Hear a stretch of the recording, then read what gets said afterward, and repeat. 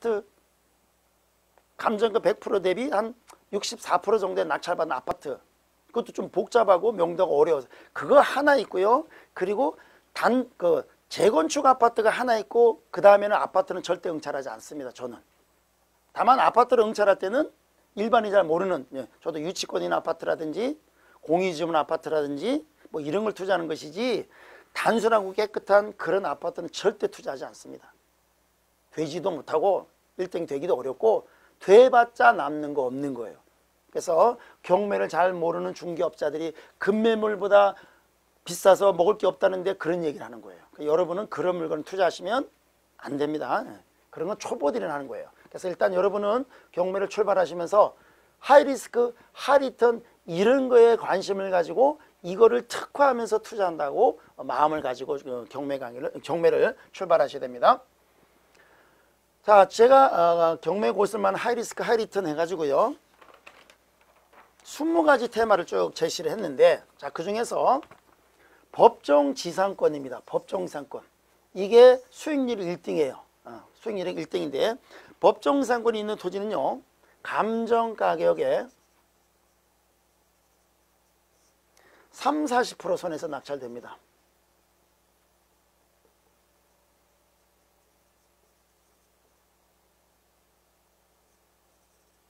감정가 대비 30-40%에서 낙찰합니다.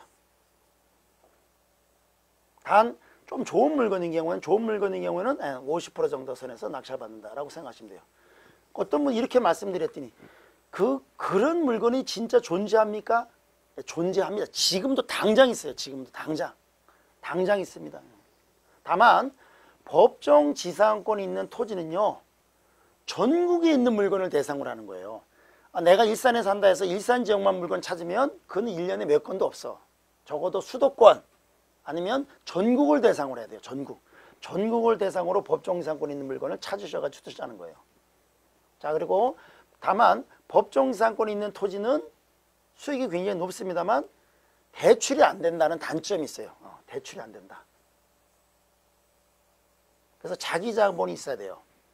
그래서 원래 경매를 이제 소액으로 한 2천만 원 정도 가지고 한 20-30억을 만들려면 자기 투자한 돈이 바로 회수되는 물건을 해야 돼요. 그게 주로 주거용이고 상가란 말이에요. 그래서 법정지상권이 있는 토지의 경우에는 대출이 안 되기 때문에, 그렇지 않은 물건은 대부분 다 대출이 된단 말이에요. 대출이 되니까 내 자금은 한 20% 정도만 넣고 나머지 70-80%를 경락잔금 대출을 받아가지고 지렛대 원리로 활용해가지고 이제 수익을 창출하기 시작하는 건데, 다만 이 법정지상권 토지는 수익률이 높습니다만 대출이 안 되기 때문에 자기 자본을 다 투여해야 된다는 단점이 있는 거예요. 자, 그래서 법정지상권이 있는 물건은 초기에 돈이 한 2-3천밖에 없는 분이 법정지상권 하긴 좀 부담스럽습니다. 그거는 조금 어느 정도 돈을 만들고 나서 여유자금이 생겼을 때 하는 거다라고 생각하시고 출발하셔야 돼요. 그리고 그럼 법정지상권 토지는 금액이 큰 것만 하는 거 아니냐? 안 그렇습니다. 법정지상권 토지는요, 지방으로 내려가면 충청도라든지 뭐 순천, 원주 이쪽으로만 가도 소액으로 투자할 돈, 한 돈 1,500만 원, 뭐 2천만 원만 있어도 충분히 투자할 물건이 많이 있어요, 실제로. 그래서 그런 거를 투자해가지고 수익 창출하는 그런 젊은 친구들도 많이 있습니다. 저한테 경매를 배워가지고 나중에 이제 사례를 보면서 배우시면 돼요. 그리고 실천에 옮기시면 됩니다. 그 다음 유치권이 있는 부동산이에요. 유치권이 있는 부동산은 감정가격의 50%에서 60% 선에서 낙찰됩니다. 50%에서 60선에서. 자, 그래서 방금 말씀드렸습니다만, 만약에 아파트를 여러분 투자하고 싶다 그러면 최소한 유치권이 있는 아파트를 투자하셔야 돼요.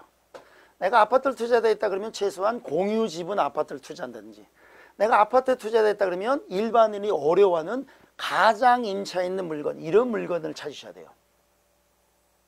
자, 가장임차 있는 물건 지금도 감정가 대비 50% 밑으로 떨어져 있는 서울대 입구 옆에 있는 건영 아파트, 그런 물건들이 항상 존재하고 나와요. 지금도. 그런 걸 투자하셔야 되는 거예요. 그래서 그런 거는 권리분석 능력이 떨어져서 투자도 못하면서 그냥 아무나 투자하는 거 투자하고 나서는 남는 게 없는데 그걸 왜 하냐, 이런 말을 하면 안 된다 이거예요. 그래서 유치권 있는 부동산들, 이런 걸 투자를 합니다.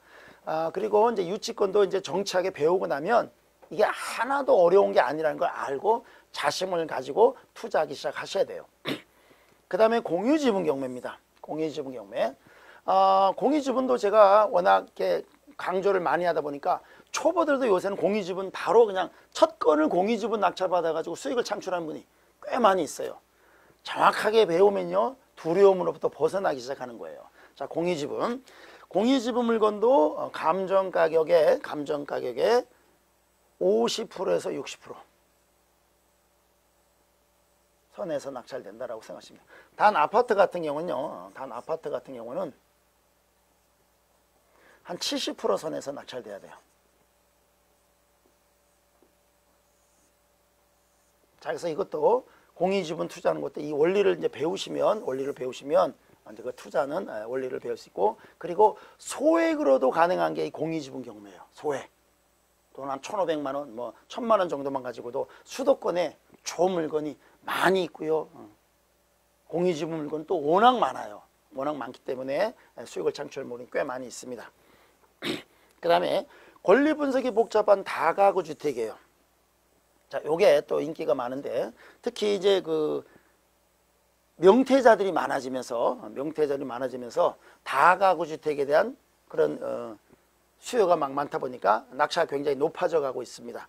자, 권리 분석이 복잡한 다가구 주택이 가장 인기가 많고, 명태자들이 가장 많고, 그리고 이거는 감정 가격의 65%에서 한 70% 정도 선에서 낙찰받는다라고 생각하시면 돼요.